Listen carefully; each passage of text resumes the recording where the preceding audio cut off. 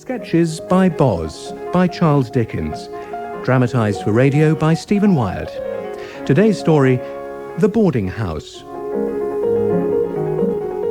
To any person who has ever contemplated setting up on their own account as the proprietor of a boarding house, let the following tale serve as a warning of the trials and tribulations that await them. Tibbs! Tibbs! Has the post arrived yet? Tibbs! Oh, where is the man? Mrs. Tibbs was beyond all dispute the most tidy, fidgety, thrifty little personage that ever inhaled the smoke of London. And the boarding house run by Mrs. Tibbs and her husband was the neatest and cleanest house in all of Great Coram Street. Well, that'll be the post now. Oh, if you want a thing done well, do it yourself. Come in! Indeed, so spotless had Mrs. Tibbs made her house that the only wonder was that the brass door knocker had never caught fire from constant friction, so perseveringly was it polished. Good morning. Good morning, ma'am. Letter for you, postpaid. Thank you. Oh. Well. Tibbs! Tibbs! Coming, my love. Mrs. Tibbs was somewhat short of stature, and Mr. Tibbs was by no means a large man. He had, moreover, very short legs, but by way of indemnification his face was particularly long, and getting longer by the day, as his wife confined him more and more to below-stairs duties. Has the postman called? Yes, and no thanks to you for not hearing him. I was a-cleaning the gentleman's boots. That's no excuse. I've had an answer to the advertisement. That's quick. Only went in yesterday. Now, it's a very strange letter. I present compliments to Mrs. Tibbs and beg to say that I see the advertisement. Yes. And she will do herself the pleasure of calling on you at 12 o'clock tomorrow morning. I have to apologise for the shortness of the notice, but I hope it will not inconvenience you.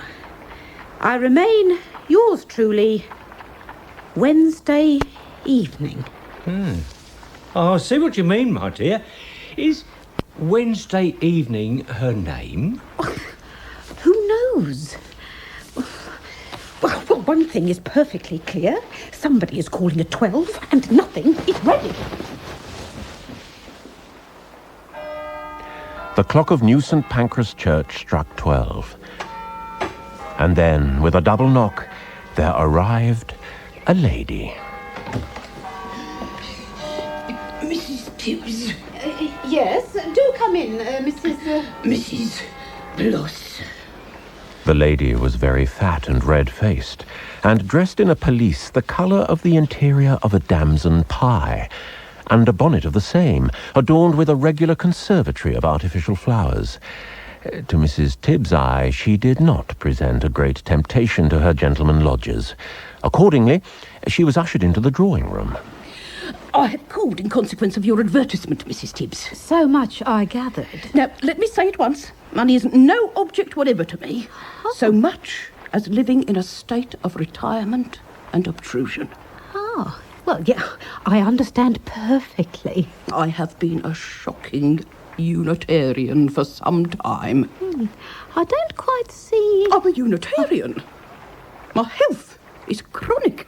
Oh, yes, of course. Indeed, I have had very little peace since the death of Mr. Bloss. Oh, yes, so you are all alone in the world. Alas, yes. With the small consolation of Mr. Bloss's considerable fortune to consolate me. The late Mr. Bloss was a cork cutter. You'd be surprised how well cork cutting pays. I've no doubt it does. Now, I shall be a great deal of trouble to you. Oh, now, I'm sure that we will be... No, let me finish. I shall be a great deal of trouble, but for that trouble I am willing to pay. I'm going through a course of treatment which renders attention necessary. I will need one mutton chop in bed at 8:30 and another at 10 every morning. Mrs. Tibbs, in duty bound, expressed the pity that she felt for anybody placed in such a distressing situation. The carnivorous Mrs. Bloss proceeded, after terms were arranged, to settle the various other preliminaries with wonderful dispatch. There, let us be clear.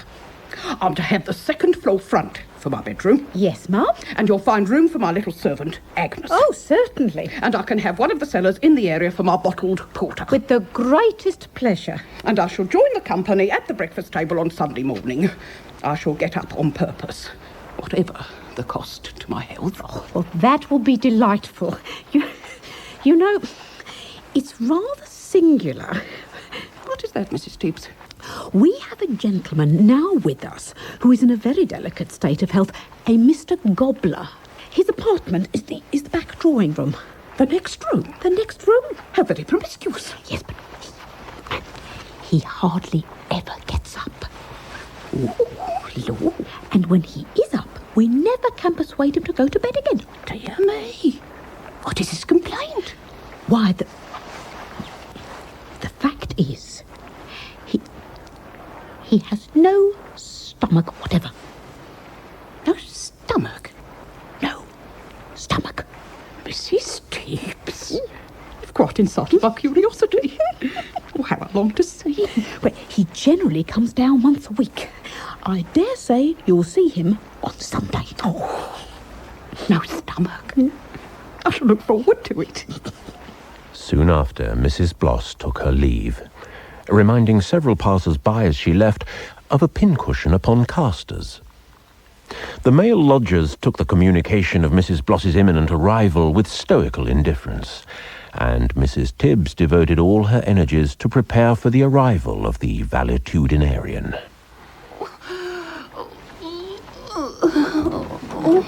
How are you feeling, Mum, after all this moving in? Weary, Agnes. Shockingly weary. Well, comes of being a Unitarian, Mum. Alas, how true. I bought you something restorative, Mum, if you can manage it. Yes, I think I might. Agnes accordingly placed before her a mutton chop, a pint of stout, and other medicines for her consumption. You'll never guess what, Mum. What? The lady of the house is married. Married? Impossible. She never mentioned husband. That's because he mostly lives in the kitchen, Mum. In the kitchen? Yes. And please, Mum, the servants give him gin and water sometimes. And then he cries and says he hates his wife and the boarders and wants to tickle them. Tickle the boarders? I never heard the like. No, Mum, not the boarders, the servants. Oh, I see. Well, that's all right then. He wanted to kiss me as I came up the kitchen stairs just now. I trust you didn't encourage him, Agnes. Oh, no, Mum. I gave it him, little wretch. I'm glad to hear it. A woman should always show respect for herself, Agnes. Now, I'd better finish my mutton chop before it goes cold and catch me beauty sleep. You ain't seen Mr. Gobbler, then, Agnes? No, Mum. But he'll be at Sunday breakfast. That wretch Mr. Tibbs says everyone comes down to Sunday breakfast.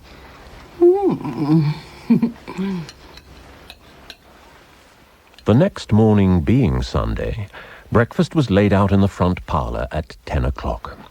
Mr. Tibbs was there on the dot, ready to serve, but nobody had come down.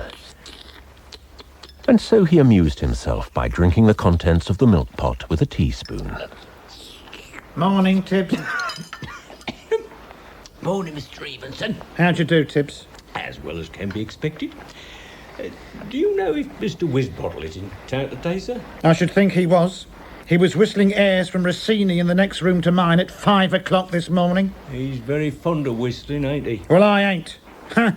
What do you expect from a Tory? Mr. John Evenson was a stern-looking man of about 50. He was very morose and discontented. He was a thorough radical and used to attend a great variety of public meetings for the express purpose of finding fault with everything that was proposed. Oh, here comes Mr. Wisbottle now. Best go and finish preparing breakfast. Morning, Mr. Wisbottle. Morning, Tibbs. Well, am I first? No, Whizbottle, I am here. Mr. Wisbottle was indeed a high Tory.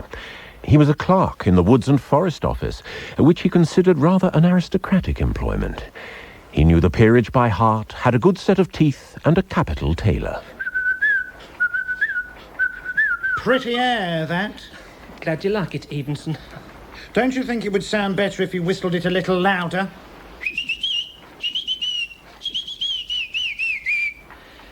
No, I don't think it would. Shall I tell you something, Whizbottle? What's that, Evenson? The next time you feel disposed to whistle some operatic air at 5 o'clock in the morning, I'll trouble you to whistle it with your head out of the window. Now, Evenson, don't you tell me what to do. Because if you don't, I'm going to learn the triangle. Well, if you and learn the you'll triangle, rue the I'll day take you up the went- guitar. Good morning, gentlemen. Good morning, Good morning, Mrs. Tibbs. Sorry for the slight delay. I'll ring the bell. Tibbs? And with the bell, the final male lodger arrived. Good morning, Mrs. Tibbs. And a good morning to you, gentlemen. And a fine one it is. Mr. Frederick O'Bleary was an Irishman, recently imported. He had plans to be an apothecary, an actor, a reporter, or anything else that turned up. He was not particular. There remained of the guests only the reclusive Mr. Gobbler, and of course, Mrs. Bloss. Good morning. Gentlemen, may I present Mrs. Bloss? Mrs. Bloss, accompanied by Agnes, appeared in a geranium-coloured muslin gown and displayed a gold watch of huge dimensions, a chain to match, and a splendid assortment of rings with enormous stones. She made what is known in theatrical circles as an entry. A chair for Mrs. Bloss, please? Oh, of course, dear lady. May I present Mr. Evenson? Mr. O'Bleary? Ma'am? Mr. Wisbottle? Hello. Charmed, I'm sure. I hope I can persuade you to eat something, Mrs. Bloss? I have been feeling rather poorly, but I think I might manage a trifle. It's very singular. I do feel alarmingly faint. Oh. Breakfast is served.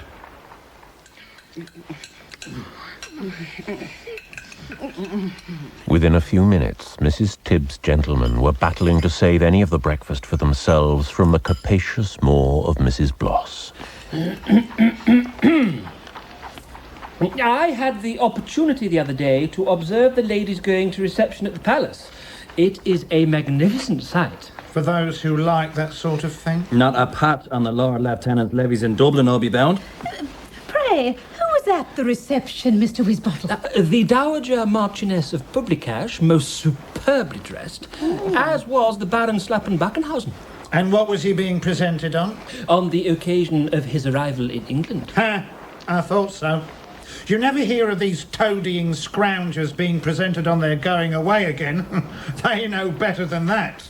Unless, of course, somebody pervades them with an appointment. Well, you've a point there, ma'am. After this, conversation languished still further, and people played with their teaspoons. The gentlemen looked out at the window, walked about the room, and when they got near the door, dropped off one by one. Ultimately, Mrs. Tibbs and Mrs. Bloss were left alone together. I hope you feel at home now, Mrs. Bloss. Yes, though I fear I shall need a restorative lie down with perhaps a small slice of cold lamb before luncheon. Of course. Such charming gentlemen, didn't you find? Oh, yes, very much the gentleman. By the by, I have not seen Mr. What's his name yet? Mr. Gobbler? That's the one. Well, he's a most mysterious person. He has his meals sent upstairs regularly and sometimes don't leave his rooms for weeks together. How very singular. I haven't seen or heard nothing of him yet. So I'd expected him at breakfast. Well, I dare say you'll hear him tonight. He generally groans a great deal on Sunday evenings. Here's your stout, Mum. Thank you, Agnes. And a few slices of the boiled beef. Oh, thank you. Oh, and Mr. O'Bleary sent his compliments, Mum. Did he? Oh, yes, Mum. He was most insistent. Quite a handsome gentleman, don't you think? He's a little too Hibernian for me. He asked me to tell you that your appearance at Sunday breakfast is the highlight of his week. Oh, no. That's enough, Agnes. I'm not averse to a bit of admiration, but Dr. Woski has said I'm not to get excited. And besides, my belief is that Mr. O'Bleary is a little lacking in the pecuniary side. Still, he has nice manners, Mum. No sign of Mr. Gobbler, then? No, Mum. Oh, I did hear a bit of groaning on Saturday night. Weeks passed, and then one evening after supper, while the others played cribbage, Mr. Evenson, ever happy to spread unease, took Mrs. Tibbs aside. Mrs. Tibbs, if I might have a private word? Oh, of course. But why? Mrs. Tibbs, nothing but the interest I take in your welfare would induce me to make this communication, but I have to speak. I fear Mr. Wisbottle is endeavouring to gain the affections of that young woman, Agnes.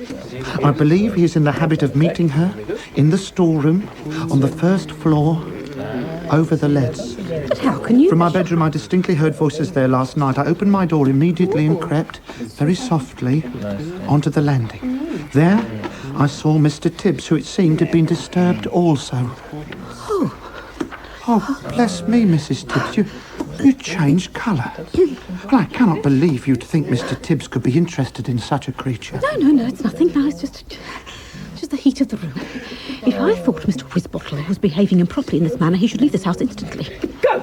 I'd expect no less of you, Mrs. Tibbs. And if I thought he was assisted by Mr. Tibbs... Oh, one for his knob. Oh, hush, Mrs. Tibbs, do not repine. We shall be observed. Pray, don't.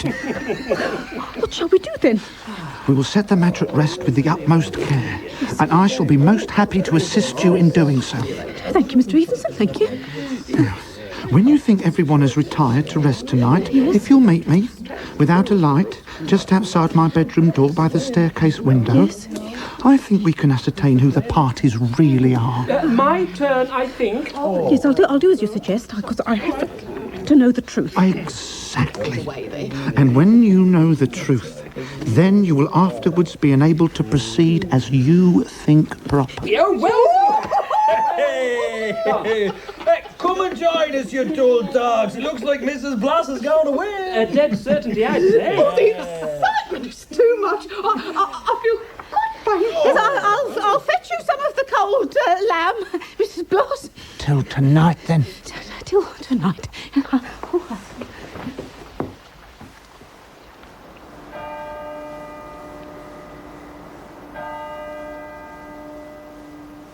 It was 2:00 at night. Great Coram Street was hushed into a state of the most profound repose. Mrs. Tibbs, however, was not. Her mind was ablaze, her curiosity was excited, her professional reputation engaged, and, to her own surprise, her jealousy roused. She crept up the stairs, barely able to breathe. I have to know. Meanwhile, Mr. Evenson had waited with exemplary patience for the house to be still, his mind full of the mischief he would create within the house, whatever the outcome. Now he extinguished his rushlight and opened his bedroom door. The staircase was so dark it was impossible to see anything. Mrs. Tibbs, is that you? Yes, sir. Where? Here. Oh, this way, Mrs. Tibbs. Give me your hand. Oh, there. Now, whoever these people are, they're in the storeroom now. For I've been looking down from my window, and I could see that they accidentally upset their candlestick and are now in darkness. You have no shoes on, have you? No. Well, I have taken my boots off too. So now we can go down close to the storeroom door and listen over the banisters. Come. Downstairs they both crept accordingly, every board creaking like a patent mangle on a Saturday afternoon. They got close to the storeroom and listened over the banisters. It's Wisbottle and somebody, I swear. Hush. Let's get nearer. Let's hear what they say. Listen, if we can come to an agreement, I'll help you settle my missus for life. Mrs. Tibbs, what does she say? It's Agnes. She says she'll settle her missus' life. No! Oh, the wretch. They're plotting murder. Is it Wisbottle? I can't hear. Shush. I know you're short of money, so if you secure £500 for me, I'll make sure she'll take fire soon enough. The moment you help me secure your mistress, my dear, you may depend on having the money. Oh, bless my soul. Oh, it's Mr. O'Bleary. the villain. What are they saying? I think they must be plotting to murder Mrs. Bloss for her money. What are we to do? Hush. What's happening? Someone's coming. What should we do? What should we do? The best thing is Mr. O'Bleary. Go into the parlour. The parlour? Yes. You'll get there before whoever it is gets to the top of the kitchen stairs. Right here, I'm gone. Oh, Mrs. Tibbs, what are we to do? We can't be found here. We have no choice, sir. We must make for the drawing room. The front drawing room? It's like a dream. I wouldn't be found in this situation for the world. All right. Oh, hush. There they are. The whistler was, of course, Mr. Wisbottle. Oh, Mrs. Tibbs. Mr. Evenson. Oh. Are you about? Oh. Mr. Wisbottle had been using his eyes. He had seen Mr. Evenson whispering to Mrs. Tibbs, and had seen her crying, and was fairly certain they'd said something about what they'd do when the rest of the house was in bed. He'd stayed up specially to make mischief for his radical adversary. Mr. Evenson. Mrs. Tibbs. Wisbottle, I knew it. What's to be done? We're trapped. We can't both stop here. I'll get up the chimney. You can't. It's not safe. Then what are we to do? Hello.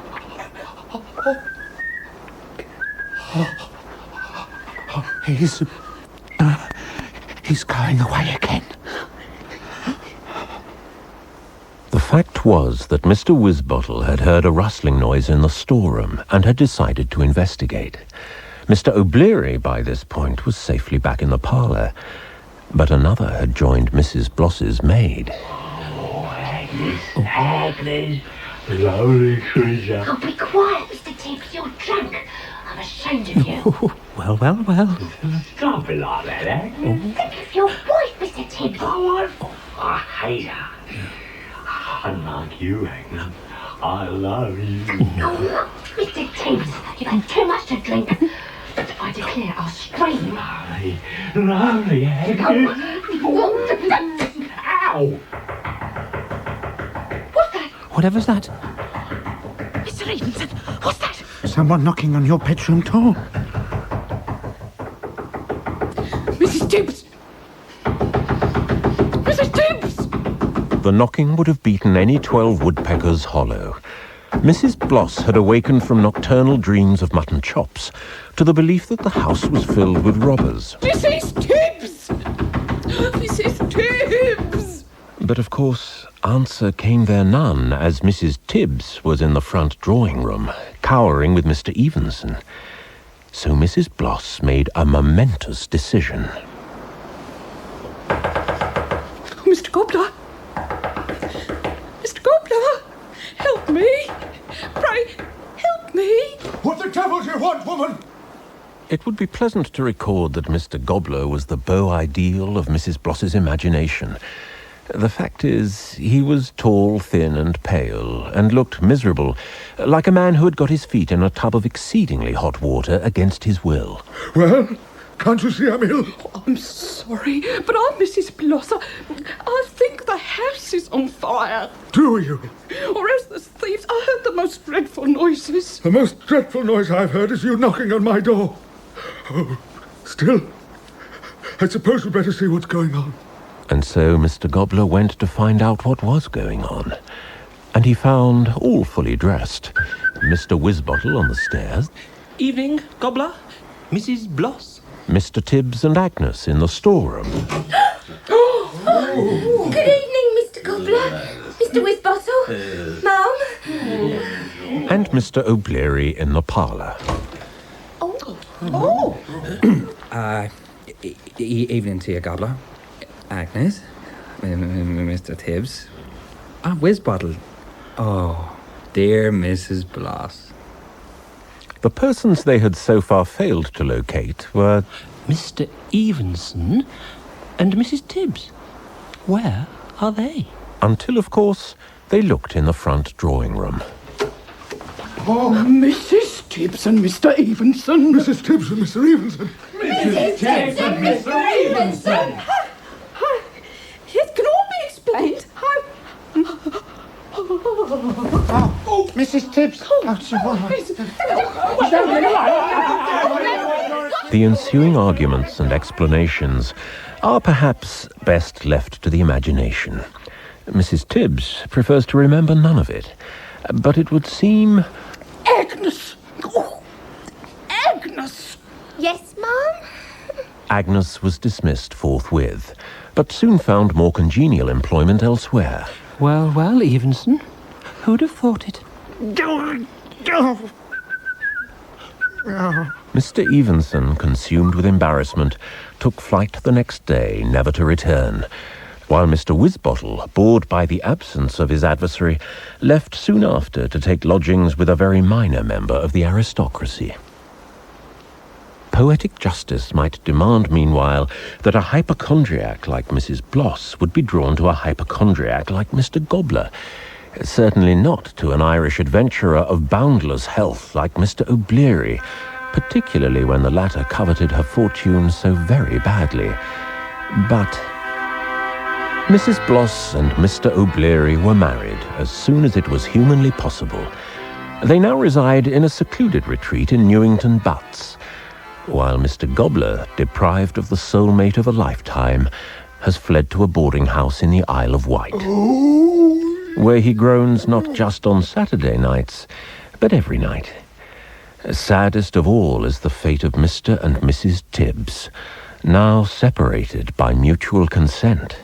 I can't forget Tibbs, and I can't forgive you and Agnes. And I can't forgive either you and Evenson. The unfortunate Mrs. Tibbs has since determined to dispose of the whole of her furniture by public auction and to retire from the residence in which she has suffered so much. Put another way, her immaculately maintained boarding house in Great Coram Street is currently up for sale.